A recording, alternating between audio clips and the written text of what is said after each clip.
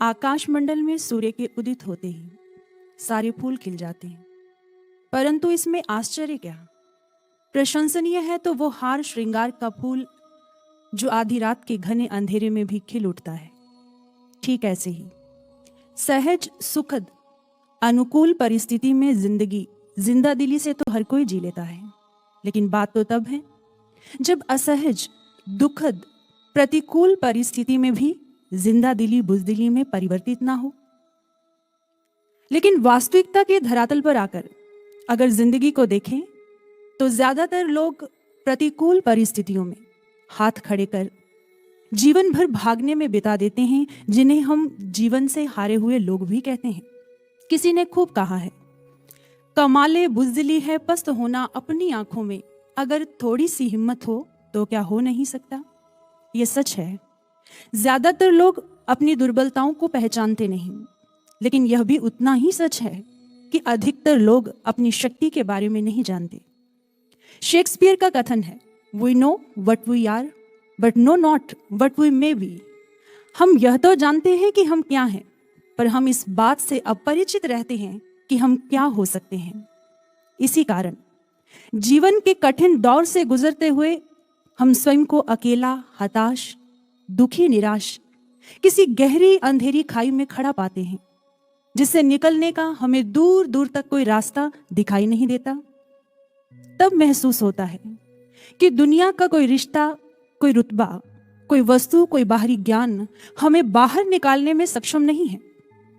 जिंदगी का यही एक ऐसा मोड़ है जहां पर हमें वास्तविकता का बोध होता है।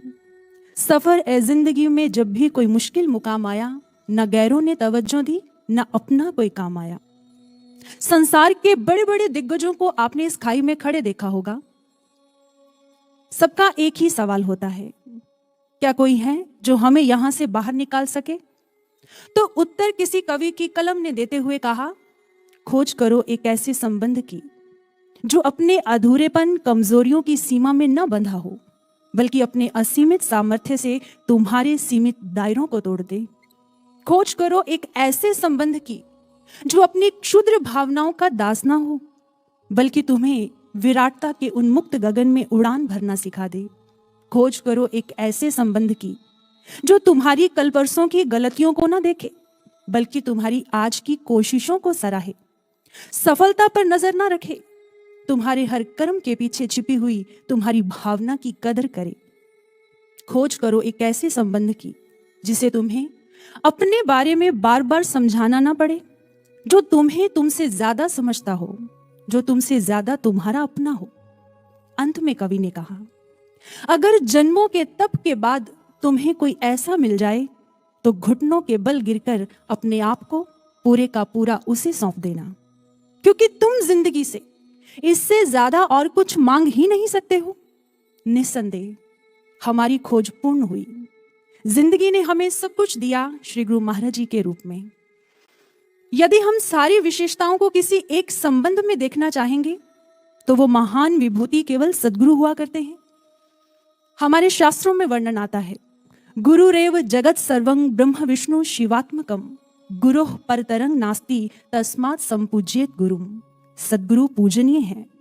गुरु में ब्रह्मा, विष्णु, महेश, सकल सृष्टि समाविष्ट होती है। गुरु से अधिक और कुछ है ही नहीं। योगानंद परमहंस जी अपनी किताब विस्पर्स फ्रॉम एटर्निटी में एक कविता के द्वारा अपने गुरु युक्तेश्वर गिरि जी के लिए लिखते हैं, हे गुरुदेव, अगर समस्त देवता मिलकर भी अपने आशीर्वाद की दीवारों से मेरी सुरक्षा कर देते, किंतु मुझे आपका आशीर्वाद नहीं मिलता, तो मेरी हालत उस अनाथ जैसी होती जिसे आपकी अप्रसन्नता के खंडरों में आध्यात्मिक रूप से सूखने के लिए छोड़ दिया गया हो। आपके बिना ये जीवन अधूरा है। आप मेरे जीवन का सर्वस्व है गुरुदेव। भानु को कमल अनेक मिले, कमलन हेतु दिनेश तुम ही हो। मेघ को मोर अनेक मिले, मोरन हेतु जलेश तुम ही हो। भूप को दास अनेक मिले, दासन हेतु नरेश तुम ही हो। तुमको भक्त अनेक मिले, पर मेरे तो हृदयेश तुम ही हो। एक बार किसी शिष्य ने श्री गुरु महाराज जी के पास जाकर कहा, महाराज जी, मेरे मन में दुविधाओं का कोहराम मचा हुआ है। मेरा मन बहुत अशांत है। कृपया कोई ऐसा सूत्र दे जो इन पर इस समय विराम लग सके। तो महाराज जी ने उसे कागज कलम लाने को कहा। फिर स्वयं अपने हाथों से श्रीमद् भगवत गीता की एक संस्कृतबद्ध पंक्ति व्याख्या सहित लिख दी। सुहृदं सर्वभूतानां ज्ञात्वा मां शांति मृच्छति। फिर मुस्कुराकर कहने लगे, जिसने हमें अपना सुहृद परम मित्र मान लिया, इतना सोचने भर से ही उसे शांति मिल जाया करती है। सोचिए, जिस साधक के हृदय आसन पर निरंतर गुरु के चिंतन का शासन हो, वहां पर चिंताएं भला कैसे ठहर सकती हैं? ठीक है, जीवन में कभी ऐसा मंजर भी आता है जब साधक शिष्य के मन को नकारात्मकता दबोच लेती है। गुरु मूक साक्षी बने रहते हैं, न बाहर से कोई आश्वासन, न भीतर से दर्शन। ऐसे में साधक के हृदय की वेदना केवल यही कहती है, उठता है सर तो आकाश मेरे करीब है, धरती है पास इतनी कि पांव तले नसीब है। हवा भी रहती है हर पल मुझे सहलाती, पर तुम हो कहाँ ऐ मेरे आत्मा के साथी। कहा था तुमने, सांसों से भी अधिक समीप हूं मैं, तेरी धड़कनों के मोती का सीप हूं मैं। फिर क्यों मेरे एहसास तुमसे खाली हैं, मेरे अनुभवों की चादर क्यों खाली है? क्या तुम्हारा कथन सत्य नहीं, या फिर मेरी साधकता योग्य नहीं? कहिए, कुछ तो कहिए गुरुदेव। अक्सर जब भी शिष्य के जीवन में कर्म संस्कारों की सुनामी उठती है, तो गुरु और शिष्य के बीच की संचार तारे ठप सी लगती हैं। शिष्य को ऐसे लगता है मानो उसके हृदय की बात गुरु के हृदय तक पहुंच ही नहीं रही। ख्याल रहे, संचार बेशक ना हो, किंतु गुरु के द्वारा शिष्य का संरक्षण सतत बना रहता है। दीनहीन शिष्य के अश्रु पहुंचते हुए गुरु का दिव्य स्वर उभरता है, क्या तेरा दुख केवल तुम्हारा है? जब तू मेरा है तो तेरा दुख तेरा कैसे हो सकता है? उस समय शिष्य स्वयं को गुरु की सुरक्षा भरी गोद में पाता है। वो हमारे हर हाल से वाकिफ है साधको, उनसे भला क्या छिप सकता है? एक बार महाराज जी बालकनी में खड़े हुए थे।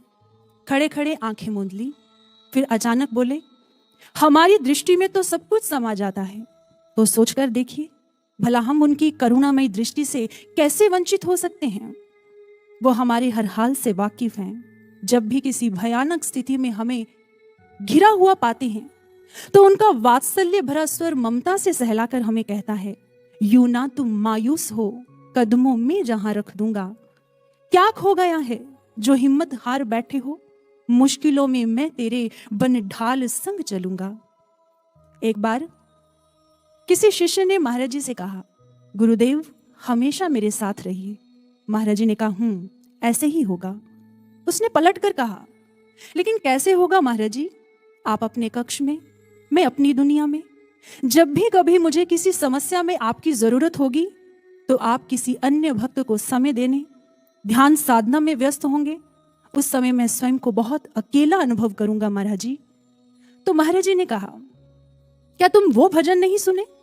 हे ज्ञान रूप सतगुरु मुझको भी ज्ञान दे दो, करुणा के 4 छींटे करुणा निधान दे दो।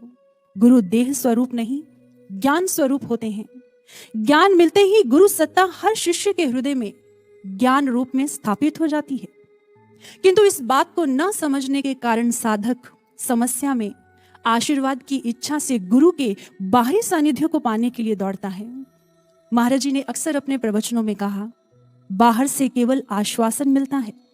अगर शिष्य को आशीर्वाद की अभिलाषा है, तो उसे भीतर से जुड़कर पुकार उठानी चाहिए।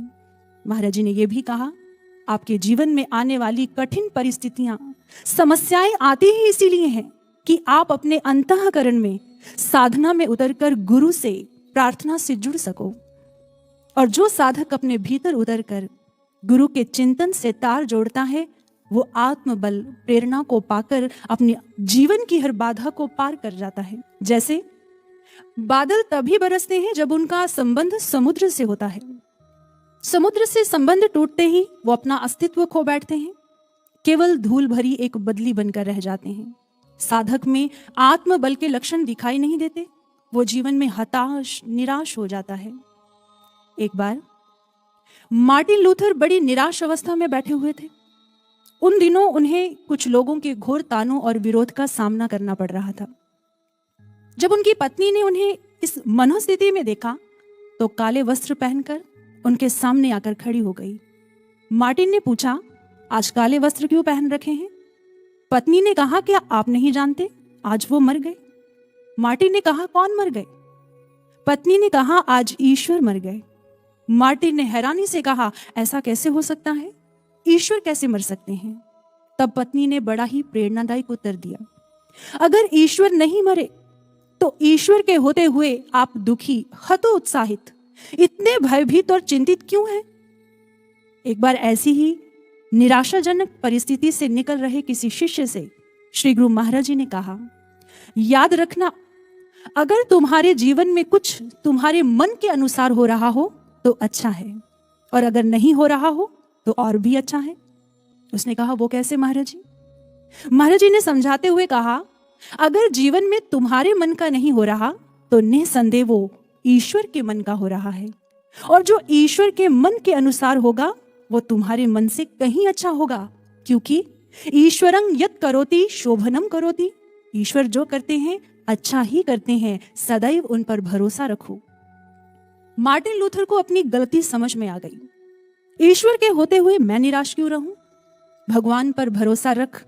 अपने गिरे हुए उत्साह को उठाते हुए उन्होंने मुस्कुराते हुए अपनी पत्नी से कहा, तुम बिल्कुल ठीक कहती हो।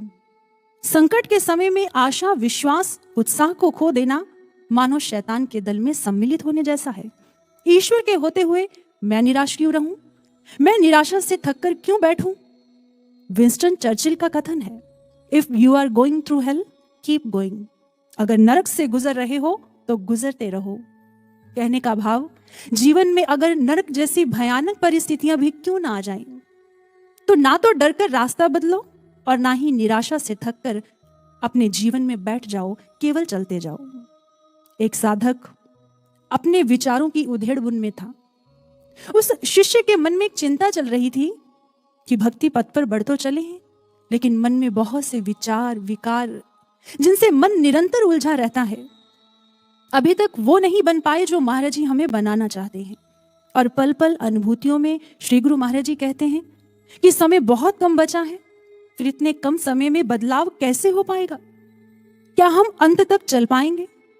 क्या हम अपनी मंजिल को प्राप्त कर लेंगे? तो अनुभव में उसको उत्तर देते हुए श्री गुरु महाराज जी ने कहा, जो मैं कहता हूं तुम केवल वही करते जाओ। अगर साधना के लिए कहा जाए तो साधना में जुट जाओ। अगर सेवा के लिए आदेश आए तो डटकर सेवा करो। फिर मस्त अंदाज में हवा में हाथ हिलाकर बोले, फिर इन विचारों विकारों की क्या औकात, इन्हें तो मैं चुटकियों में समाप्त कर दूंगा। तुम चिंता मत करो, जो तुम्हें कहा जाए तुम बस वही करते जाओ। एक ही मूल मंत्र अपनाओ, रुको नहीं, चलते जाओ। बहती नदी से जज्बे लिए बढ़ते जाओ। नदी के जज्बों को किसी कवि ने बड़ा सुंदर बयां किया। उसने कहा, रास्ता रोक रही चट्टाने, पत्थर से सब बंद मुहाने। पर्वत की पूरी कोशिश है उठती लहर दबाने की, मगर नदी ने जिद ठानी है सागर तक बह जाने की। चलने की इच्छा तो हर साधक में होती है, पर न जाने क्यों भक्ति पथ पर, सेवा क्षेत्र में निर्मित होने वाली परिस्थितियों और साधना पथ पर मन की आने वाली बाधाओं में उलझकर अक्सर साधक की सेवा साधना गति मंद पड़ जाया करती है। तो चलिए स्वयं से एक प्रश्न करते हैं, क्या हम चरेवैती धुन गुनगुनाने वाले दृढ़ साधक बनना चाहते हैं? उत्तर हाँ या ना में देने से पहले एक बात याद रखिएगा, अगर आप ऐसे दृढ़ साधक बनना चाहते हैं तो उसके लिए आपको वैसी सोच रखनी होगी, वैसे विचार रखने होंगे, और फिर उन विचारों के अनुरूप कर्म करने होंगे। सफलता तभी प्राप्त होगी। सफलता एक परिणाम है जिसकी शुरुआत कहां से होती है? चलिए एक उदाहरण से समझते हैं। मान लीजिए आपने एक पेड़ पर फल लगा देखा। आप कहें कि यह फल कहां से आया? जाहिर सी बात है, पेड़ से। अब प्रश्न है कि पेड़ कहां से आया? तो उत्तर बड़ा ही आसान है, छोटे से पौधे का विशाल रूप है पेड़। अब गहराई से देखें कि वो छोटा सा पौधा कहां से आया, तो पाएंगे एक नन्हे से बीज ने धरती की गहराई में मौन तपस्या की, वही पेड़ के होने का कारण है। कहने का भाव, जैसे उस मीठे फल का स्रोत बीज है, ऐसे ही सफलता रूपी मीठे फल का भी कोई ना कोई बीज जरूर है। और क्या नाम है उस बीज का? वो है हमारी सोच, हमारे विचार। लेकिन जैसे दुनिया का हर बीज हमें मीठा फल नहीं दे सकता, ऐसे ही हमारा हर विचार हमें सफलता नहीं दे सकता साधकों। विशेष फल पाने के लिए जैसे विशेष बीज होते हैं, ऐसे ही साधना पथ पर विशेष सफलता पाने के लिए साधकों को विशेष उत्कृष्ट दिव्य विचार रखने होंगे। अगर आज हमारे भीतर में ऐसे विचार नहीं है तो हमारे मन की इस अवस्था का जिम्मेदार कौन? प्रश्न है। मान लीजिए आप कहते हैं कि मेरा मन अच्छे विचार, अच्छी सोच नहीं रख पा रहा, तो क्या इसके लिए संसार दोषी है? बिल्कुल नहीं, क्योंकि बाहर की परिस्थिति और भीतर के विचारों में अंतर होता है। बाहर की परिस्थिति कैसी भी क्यों ना हो, लेकिन मन में कैसे विचार रखने हैं इसमें हम स्वतंत्र होते हैं।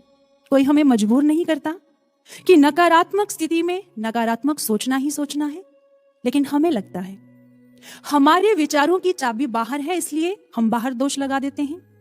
मन के विचारों का बहुत ही सुंदर चित्रण किया मनोवैज्ञानिक विक्टर फ्रैंकल ने अपनी आत्मकथा में। द्वितीय विश्व युद्ध के समय जब हिटलर ने यहूदियों को जेल में डालकर पशु से बदतर हालत में रखा तो असंख्य लोग मर गए। उसी समय उस मनोवैज्ञानिक को भी पकड़कर परिवार सहित जेल में डाल दिया गया। धीरे धीरे परिवार के सदस्य भी मर गए।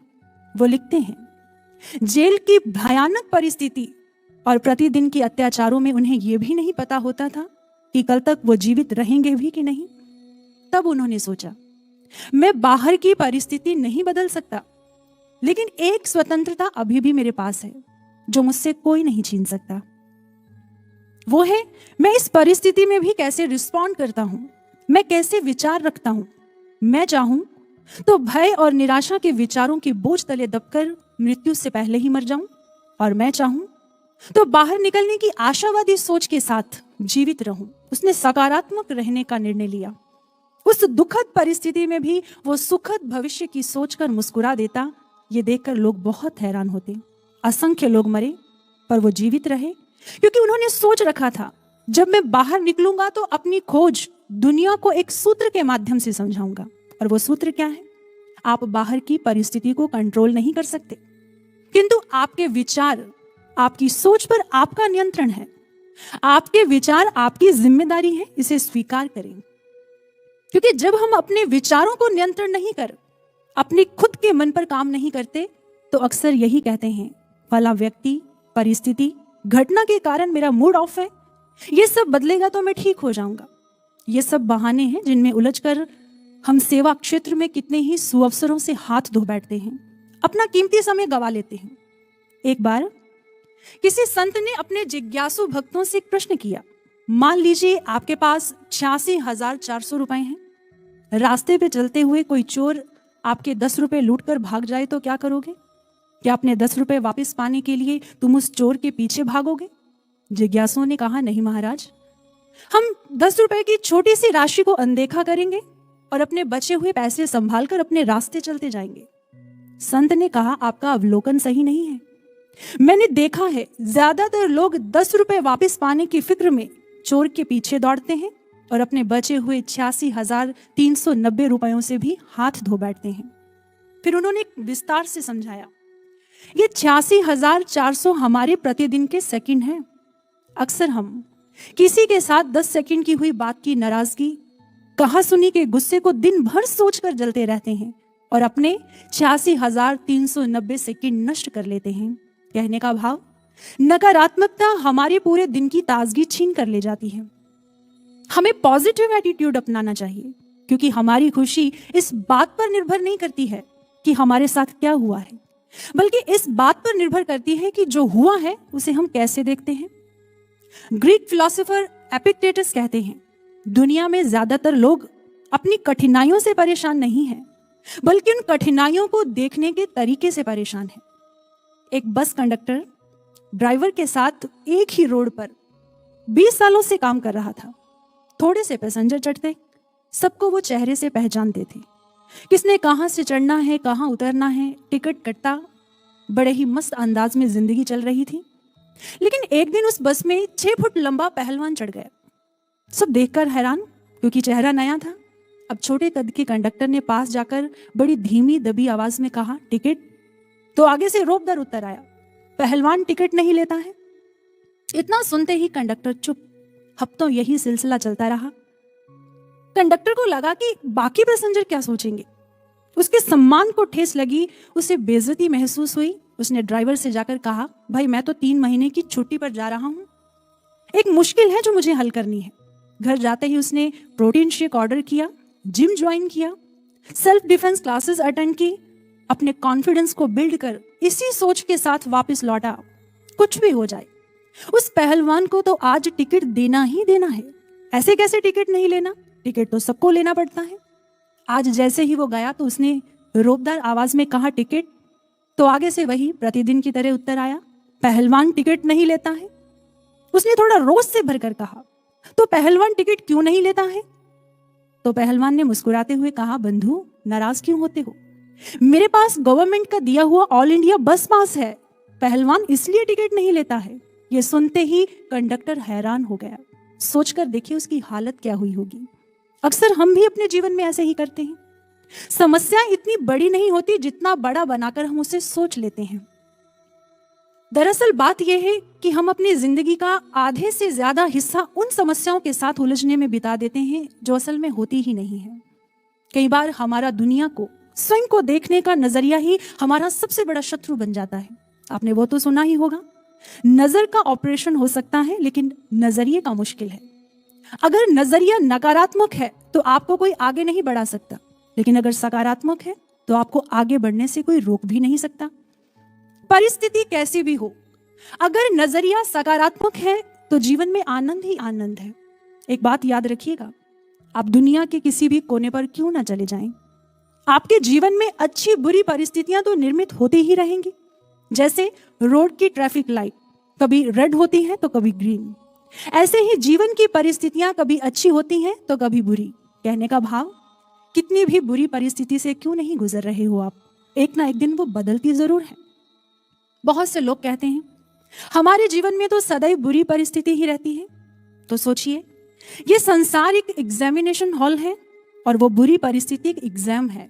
जैसे एक विद्यार्थी की कक्षा तब तक नहीं बदलती जब तक वो पास नहीं हो पाता, ठीक ऐसे ही जीवन की बुरी परिस्थिति तब तक नहीं बदलती जब तक इंसान कुछ सीख नहीं जाता। ये बुरी स्थिति हमें हमारे जीवन में कुछ सिखाने आती है, हमें कुछ बनाने आती है। अब अगर ऐसी कठिन, नकारात्मक, प्रतिकूल परिस्थितियों से जीवन को गुजरना ही पड़ जाए तो इनमें भी खुश रहने का मूल मंत्र क्या है? हमें 3 सूत्र अपनाने होंगे। पहला, एक्सेप्ट, स्वीकार करें। जीवन में जो परिस्थिति आई है उसे स्वीकार करना सीखें, बजाय ऐसी प्रतिक्रिया देने के कि मेरे साथ ये क्या हो गया, क्यों हो गया, अभी क्यों हुआ, ऐसे क्यों हुआ। अगर आप अपनी सारी ऊर्जा प्रतिकार में लगा देंगे तो समस्या का हल ढूंढकर आगे कब बढ़ोगे। जैसे रास्ते पर चलते हुए किसी बिल्डिंग के कंस्ट्रक्शन के होते उड़ती हुई धूल मिट्टी से आपको बहुत परेशानी हो रही हो। अब वहां पर खड़े होकर आप यह टिप्पणी नहीं करते हैं, ये क्या हो रहा है, क्यों हो रहा है, नहीं होना चाहिए। आप कहेंगे भी तो क्या होगा, काम तो चलता ही रहेगा। उस समय आप अपना चेहरा ढकते हैं और आगे की ओर बढ़ते हैं। ठीक इसी तरह जीवन में कैसी भी परिस्थिति क्यों ना आ जाए, पहले तो उसे स्वीकार करें और दूसरा, एडजस्ट। आप उसके अनुकूल स्वयं को ढालना सीखें। जैसे पानी जिस बर्तन में डालते हैं वैसा ही आकार ले लेता है। अगर बाल्टी में डालो तो वैसा हो जाता है, गिलास में डाल दो तो वैसे ही आकार ले लेता है। ऐसे ही अगर आप प्रतिकूल परिस्थितियों में यह सोचते हैं कि पूरी दुनिया, परिस्थितियां और व्यक्ति मेरे अनुकूल ढल जाएं, तो ऐसा नहीं हो सकता। क्योंकि अगर आप किसी को अपने अनुकूल ढालने में, उसको बदलने में पूरा जीवन भी लगा देंगे तो वो बदलेगा नहीं, बल्कि आप परेशान रहेंगे। क्योंकि दुनिया में केवल एक ही व्यक्ति है जिसे आप ढाल सकते हैं, बदल सकते हैं, और वो है आप स्वयं। इसलिए स्वयं पर काम करें, स्वयं को परिस्थितियों के अनुकूल ढालने की कला सीखें। तीसरा है अवॉइड। जब ऐसी प्रतिकूल परिस्थिति आ जाए तो कुछ चीजों को नजरअंदाज, अनसुना कर केवल अपने लक्ष्य की ओर बढ़ते चले जाएं। जैसे एक बार किसी गांव में कुछ बच्चे पहाड़ी पर चढ़ने का खेल खेलने लगे। 5 बच्चों ने दौड़ लगाई, बाकी घेरा बनाकर दर्शक बनकर देख रहे थे। अभी दौड़ प्रारंभ ही हुई थी कि एक बच्चे ने कहा, अरे देखो पहाड़ी कितनी ऊंची है, कोई ऊपर नहीं पहुंच पाएगा। दूसरे ने कहा, अरे हाँ बिल्कुल ठीक कह रहे हो, जगह जगह पत्थर है, चोट लग सकती है। तीसरे ने कहा बारिश से फिसलन भी बहुत है, कोई भी गिर सकता है। देखते देखते सारे बच्चे वहीं रुक गए। केवल एक बच्चा शिखर तक पहुंचा। जानते हो क्यों? क्योंकि उसे कानों से सुनाई नहीं देता था। ठीक इसी तरह जब प्रतिकूल परिस्थिति में घिरे हो तो नकारात्मकता से बहरे हो जाओ, उसे अनसुना करो और स्वयं के अंदर शांति स्थिरता बनाए रखते हुए अपने लक्ष्य में अपनी पूरी ऊर्जा लगा दो। कहते हैं जो नजरिया है वो एक चश्मे की तरह होता है। जब आप नकारात्मक नजरिए के चश्मे से देखते हैं तो सब कुछ असंभव लगता है। ये हो नहीं सकता, मैं कर नहीं सकता, मेरे से होगा नहीं। लेकिन जब आप सकारात्मक नजरिए के चश्मे से देखते हैं तो सब कुछ संभावनाओं में बदल जाता है। मैं कर सकता हूं, मेरे से हो जाएगा, मैं करके दिखाऊंगा। इसलिए किसी ने खूब कहा है, जब आप दुनिया को, परिस्थितियों को, समस्याओं को और स्वयं को देखने का नजरिया बदलने लगते हैं तो बाहर की चीजें खुद ब खुद बदलना शुरू हो जाती हैं। ये विचार कहने में जितना अच्छा लग रहा है, सुनने में भी उतना ही अच्छा लग रहा है। लेकिन परिस्थिति के आते ही ये विचार हमारे जीवन में काम कर पाए, हमारे जीवन में बदलाव लेकर आए, ये कैसे हो पाएगा? वैज्ञानिकों ने एक शोध से प्रमाणित किया। कहते हैं कि व्यक्ति की जो आदतें और सोच हैं वो उसके मस्तिष्क में रेखाओं को गढ़ती हैं, चाहे वो आदतें अच्छी हो या बुरी हो। जब जब इंसान अपनी सोच, अपनी आदतों को दोहराता है तो ये रेखाएं पक्की, गहरी होती चली जाती हैं और फिर नकारात्मकता के यही सांचे हमारे व्यक्तित्व के ढांचे बन जाते हैं। इन्हीं के अनुरूप हम ना चाहते हुए भी व्यवहार कर बैठते हैं। अगर हम चाहते हैं कि हमारे भीतर की नकारात्मकता समाप्त हो जाए तो उसके लिए केवल मात्र ब्रह्म ज्ञान की ध्यान साधना ही एक उपाय है। जब साधक ध्यान की अवस्था में बैठकर ध्यान एकाग्र करता है तो उसके भीतर सकारात्मक ऊर्जा उत्पन्न होती है, ईश्वरीय शक्ति पैदा होती है जो उसे बल देती है, नकारात्मकता को मिटाने में उसे सक्षम बनाती है। योगानंद परमहंस जी अपनी किताब डिवाइन रोमांस में कहते हैं, every time you meditate deeply on God, beneficial changes take place in the patterns of your brain, then mentally affirm and pray to God, I command my brain cells to change, to destroy the grooves of bad habits that have made a puppet out of me. Lord, burn them up in the divine light. सकारात्मकता हमारे जीवन में जब आती है तो केवल ध्यान से ही आती है। जब आप ध्यान की अवस्था में बैठें तो संकल्पित मन से अपने आप से ये कहें कि मैं अपनी कोशिकाओं को आदेश देता हूं वो बदल जाएं, मेरे भीतर की बुरी आदतों को समाप्त कर दें जिन्होंने मुझे कठपुतली बना रखा है। ईश्वर से प्रार्थना करें, हे प्रभु अपने दिव्य प्रकाश से मेरी समस्त बुराइयों को मिटा दे। कहने का भाव, हमारे मन को अधोगामी से ऊर्ध्वगामी बनाने का एक ही उपाय है, वो है ध्यान साधना। इसीलिए किसी ने कहा है, ढलान पर तो पत्थर भी लुढ़क जाया करते हैं, शिखर पर जाने के लिए साधना चाहिए। इसलिए साधकों, हमें नियमित ध्यान साधना को अपनाना होगा। एक बार एक साधक ने अनुभव में देखा अथाह ठहरा हुआ पानी। तभी महाराज जी की वाणी सुनाई दी, अगर इसमें कंकर फेंका जाए तो क्या होगा? उसने कहा, महाराज जी इसमें तरंग बनेगी। महाराज जी ने कहा, बिल्कुल ठीक, लेकिन जानते हो नदी के बहते हुए पानी में जब कंकर फेंका जाता है तो उसमें तरंग नहीं बनती है क्योंकि वो चलायमान होता है। ठीक ऐसे ही जिन साधकों के जीवन में साधना का प्रवाह रुक जाया करता है, उनके जीवन की नकारात्मक स्थिति में आने वाली परेशानी का छोटा सा कंकर भी उन्हें अशांत, दुखी, विचलित कर देता है। लेकिन जिनकी साधना का प्रवाह निरंतर रहता है वो किसी भी परिस्थिति में विचलित नहीं होते हैं क्योंकि वह जानते हैं उनके पास ब्रह्म ज्ञान है जिसका उपयोग कर वो अपने जीवन के हर दुख को दूर कर सकते हैं। आपने भजन की ये पंक्तियां बहुत बार गुनगुनाई होंगी। दूर हो जाता है हर गम नित निरंतर ध्यान से, जख्म हरिक भर है जाता ज्ञान औषधि पान से। केवल ध्यान से दुख दूर नहीं होता, नित्य निरंतर ध्यान करने से दुख दूर होता है। आपने कहावत तो सुनी होगी बचपन में, an apple a day keeps the doctor away. प्रतिदिन का एक सेब डॉक्टर को दूर रखता है। क्या कभी ऐसा सुना है, 7 apples on Saturday keep the doctor away? शनिवार को 7 सेब डॉक्टर को दूर रखते हैं? नहीं, क्योंकि अगर एक दिन भी मिस हो जाता है तो उसकी भरपाई अगले दिन नहीं हो पाती। लेकिन जब भी किसी कार्य को एक सार स्थिरता से निरंतर करने की बात आती है तो हमें थोड़ी परेशानी का सामना उठाना पड़ता है। चाहे वो सुबह उठना हो, मेडिटेशन करनी हो, फिजिकल एक्सरसाइज की बात हो या फिर डाइट प्लान, कुछ भी नया सीखना हो, हम थोड़े दिन तो बड़े उत्साह के साथ करते हैं, लेकिन फिर हफ्तों की छुट्टी हो जाती है और महीनों के बाद हमारा व्यवहार वैसे ही हो जाता है।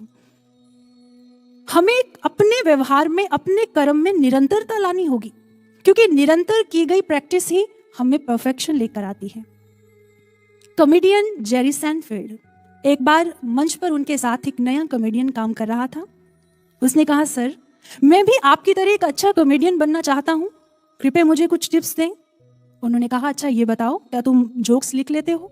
उसने कहा, हाँ सर, जब मूड अच्छा होता है, अंदर से प्रेरणा होती है, तो मैं अच्छे जोक्स लिख लेता हूँ। लेकिन समस्या यही है, मूड प्रतिदिन अच्छा नहीं होता और प्रेरणा भी रोज नहीं होती। उस समय जेरी सैनफील्ड ने कहा, एक बात ध्यान से सुनो, अच्छा कॉमेडियन बनने का एक ही तरीका है अच्छे जोक्स लिखना, और अच्छे जोक्स लिखने का एक ही तरीका है बहुत से बुरे जोक्स लिखना, और बहुत से बुरे जोक्स लिखने का एक ही तरीका है हर दिन लिखना। जब तुम निरंतर लिखोगे तो तुम्हें पता ही नहीं चलेगा कब तुम अच्छे जोक्स लिखने लग गए। ठीक यही सूत्र हम साधकों को साधना में अपनाना होगा। कुछ भी फ्री नहीं मिलता, दाम तो चुकाना ही पड़ता है। ठीक इसी तरह साधना पथ पर यह दाम हम साधकों का निरंतर प्रयास है। चाहे वो किसी बुरी आदत को बदलना है, किसी नई आदत को सीखना है, ध्यान साधना करनी है। आप जानते हो निरंतर ध्यान साधना से हमें क्या लाभ होगा? इसके लिए हमारे महापुरुषों ने कहा, सांस सांस सिमरो गोविंद, मन अंतर की उतरे चिन। अगर अभी तक जीवन में चिंताएं समाप्त नहीं हुई हैं पूर्ण रूपेण, तो इसका सीधा सा अर्थ है हमारी साधना में निरंतरता की कमी है। जब हम ब्रह्म ज्ञान की निरंतर ध्यान साधना करेंगे तो वह हमारे भीतर से चिंताओं का समूल नाश तो करेगी ही, साथ में हमें हर परिस्थिति में डटकर लड़ने में सक्षम बनाती है। इसलिए नियमित ध्यान साधना को अपनाना होगा। बहुत से साधक एक विचार देते हैं, हम प्रतिदिन साधना करते हैं लेकिन पता नहीं क्यों मन एकाग्र नहीं होता, विचार रहित शांत नहीं हो पाता। ऐसा ही एक प्रश्न साधक ने महर्षि अरविंद जी से किया, तो जानते हो उन्होंने बड़ा सुंदर उत्तर दिया एक उदाहरण के साथ। उन्होंने कहा, नींद से जब हम उठते हैं तो हमारे तन और मन में स्फूर्ति होती है, लेकिन कई बार जब हम सोकर उठते हैं तो सर भारी होता है, शरीर में थकान होती है, हम ऊर्जावान महसूस नहीं करते। तो इसका सीधा सा उत्तर है, हम ठीक से सोए नहीं। सोने के लिए जैसे अच्छा बिस्तर, सही वातावरण, सोने की अवधि, दिशा, मुद्रा, ये सब चीजें मायने रखती हैं। अगर इनमें से किसी एक में भी गड़बड़ाहट हो जाए तो नींद अपना प्रभाव नहीं दिखाती। ठीक ऐसे ही उन्होंने एक दूसरा उदाहरण दिया, जैसे भोजन हमारे शरीर को पोषित करता है, लेकिन कई बार वही भोजन हमारे शरीर में विकृतियां पैदा कर हमें बीमार कर देता है। तो कारण क्या है? हम भोजन की नियमावली, कब खाना है, कैसे खाना है, कितना खाना है, जब हम इनका पालन नहीं करते हैं, वही भोजन हमें लाभ नहीं दे पाता। ठीक ऐसे ही साधना की भी एक आचार संहिता है, कुछ नियम है जिनका पालन हमें करना पड़ता है। ऐसे नहीं कि नेत्र मूंद कर कमर सीधी कर बैठ जाएं और सोचे कि सद गया ध्यान। हमारी संपूर्ण दिनचर्या, हमारे आचार व्यवहार और संगति का प्रभाव हमारी साधना पर पड़ता है। आप तामसिक भोजन करते हैं, नकारात्मक सोचते हैं, किसी के साथ झगड़ते हैं, किसी का बुरा करते हैं, वासनात्मक दृश्य देखते हैं और रात को चौकड़ी लगाकर ध्यान की अवस्था में बैठकर सोचें कि भाई अब मन तो शांत, एकाग्र, विचार रहित हो जाएगा, तो असंभव, ऐसा नहीं हो सकता। साधना एक पैकेज की तरह है। इसके लिए हमें शुद्ध आचार व्यवहार विचार रखकर स्थिरता के साथ निरंतर ध्यान साधना करनी होगी, तभी साधना लाभ देगी। एक बार रामकृष्ण परमहंस जी ने अपने एक शिष्य से पूछा, अच्छा ये बताओ माखन कैसे बनता है? तो उसने कहा, ठाकुर बड़ी सरल सी विधि है, दूध को जामन लगाने से दही और दही को मथने से माखन। उन्होंने कहा, तुम आधी विधि बता रहे हो। केवल दूध को जामन लगाने से दही नहीं बनता है, जब तक उसे एक ऐसे एकांत स्थान पर स्थिर ना रखा जाए जहां उसे कोई हिलाए ना, क्योंकि जब उसे हिलाया जाएगा तो वो दही नहीं बन पाएगा। ठीक इसी तरह केवल दही को मथने से माखन नहीं बनता, मथने के बाद उसमें ठंडा पानी डालकर कुछ समय के लिए उसे स्थिर रखा जाता है, फिर माखन अलग हो जाता है और छाछ अलग हो जाती है। फिर उन्होंने एक और प्रश्न किया, अच्छा ये बताओ माखन और दूध में से मूल्यवान कौन? शिष्य ने कहा, निसंदेह माखन। ठाकुर ने कहा, तो एक बात याद रखो साधको, अगर जीवन में मूल्यवान गुणवान बनना है तो तुम्हें भी भीड़ से अलग होकर एकांत में स्थिर ध्यान साधना करनी होगी। ऐसी नित्य नियमित की गई ध्यान साधना ही तुम्हारे जीवन में बदलाव लेकर आएगी। एक सुअवसर मिला है हम साधकों को अपने पुनः कर्म क्षेत्र में उतरने से पहले योगी बनने का, ताकि हम विश्व पटल पर कर्म योगी बनकर चमक सके। बेशक आज बाहरी विश्व की भयानक परिस्थितियों के चलते हुए हम बाहरी सेवाओं में सहयोग नहीं दे पा रहे, किंतु विश्व शांति लक्ष्य की प्राप्ति के लिए आप अपने घर के एकांत कोने में ध्यान साधना करते हुए स्वयं में दिव्यता भरकर, स्वयं में बदलाव लाकर आप आने वाले नवयुग में सहयोगी जरूर बन सकते हैं। हम ब्रह्म ज्ञानियों के शुभ चिंतन में जो नवयुग आकार लेगा वो साकार होकर ही रहेगा। श्री गुरु महाराज जी अक्सर अपने प्रवचनों में कहते हैं, साधक ज्ञानी शिष्य कभी फ्री नहीं रहते। उनके पास बाहर कुछ करने के लिए ना भी हो, किंतु आंतरिक क्षेत्र में करने के लिए बहुत कुछ होता है। आप अपने शुभ विचार, शुभ चिंतन, अपनी ऊर्जा को स्वनिर्माण से विश्व निर्माण में लगाएं। हमारे कर्म के अभ्यास की निरंतरता हमें लाभ तो देती ही देती है, लेकिन हमारे विचारों में हमारी शुभ सोच की निरंतरता भी हमें कैसे विजय के निकट ले जाती है, इसका एक उदाहरण है इजरायली नेता नेटन श्रंस की। कहते हैं रशिया में कम्युनिज्म के चलते उन्हें पकड़कर साइबेरिया की जेल में डाल दिया गया। साइबेरिया की जेल जो कि रशिया की भयंकर जेलों में एक मानी जाती है। कहते हैं जिस समय उन्हें जेल में डाला, वो लिखते हैं जेल 4 बाय 4 फुट का, इतना छोटा, इतनी कम जगह। वो प्रतिदिन किसी तरह की फिजिकल एक्सरसाइज नहीं कर पा रहे थे, जिस कारण उनका शरीर बिगड़ने लगा। उन्होंने सोचा मेरा मस्तिष्क भी ऐसे ही बिगड़ ना जाए, इसलिए मुझे कुछ करना होगा। उन्हें बचपन में चेस खेलने का बहुत शौक था। उन्होंने 64 स्क्वायर्स रखकर ब्लैक्स एंड व्हाइट्स का एक चित्र मन ही मन बनाया और शतरंज चेस खेलने का निर्णय लिया। अब खेलने के लिए प्रतियोगी तो चाहिए। उस समय वर्ल्ड चेस चैंपियन हुआ करते थे कैस्परोव। उन्होंने उसे अपना प्रतियोगी बनाया, मन ही मन उसके साथ रोज खेलते और उसे हरा देते। सालों के बाद उन्हें जेल से छोड़ दिया गया। एक दिन कैस्परोव ने डेमोन्स्ट्रेशन मैच रखा, जिसमें वर्ल्ड चेस चैंपियन एक साथ एक समय पर 5 प्रतियोगियों के साथ खेल खेलता है। खेल प्रारंभ हुआ, कैस्परोव ने 4 प्रतियोगियों को तो हरा दिया, लेकिन एक से वो स्वयं हार गया। जानते हो वो कौन थे? नेटन श्रंस की। पत्रकारों ने पूछा, आश्चर्य, आपने वर्ल्ड चेस चैंपियन को हरा दिया? तो उसने उत्तर में कहा, मैं पिछले 12 सालों से मन ही मन उसको हराता आ रहा हूं। ये चिंतन मेरे मन में गहरा बैठ गया। मैंने तो अपने एक्शन का रिप्ले किया है। मैं जानता था मैं कभी हार नहीं सकता। सोचिए साधकों, हम तो ब्रह्म ज्ञानी साधक हैं। जब हम अपने लक्ष्य को चित्त में बसाकर शुभ विचारों से, शुभ चिंतन के साथ शुभ कर्म करते हुए आगे बढ़ेंगे, तो हमारे अंतःकरण में की गई ये तैयारी नवयुग में दिखाई देगी, हमें निश्चित ही जीत दिलवाएगी। क्योंकि हमारे पास वो ब्रह्म ज्ञान है जिसे पाकर असंभव भी संभव हो जाया करता है। लेकिन कहते हैं ब्रह्म ज्ञान एक खजाना है जिसकी चाबी है अभ्यास। हमें निरंतर अभ्यास करना होगा। कठिन परिश्रम हमारे भविष्य को आरामदायक बनाता है, तो आलस्य हमारे वर्तमान को। अगर जीवन को संवारना चाहते हैं तो केवल ज्ञान ले लेना पर्याप्त नहीं है। ज्ञान के पश्चात हमें नित्य निरंतर ध्यान साधना का अभ्यास करना होगा, क्योंकि इस ज्ञान को पाकर भी अगर हमने अभ्यास नहीं किया तो हमारी हालत कैसी है? शास्त्रों में वर्णन आता है, पुण्य तटाके त्रिषितः सदैव भूतेपि गेहे क्षुदितः समूढ़ः कल्पद्रुमे सत्यपि वै दरिद्रः गुरुवादियोगे अपि ही यह प्रमादी।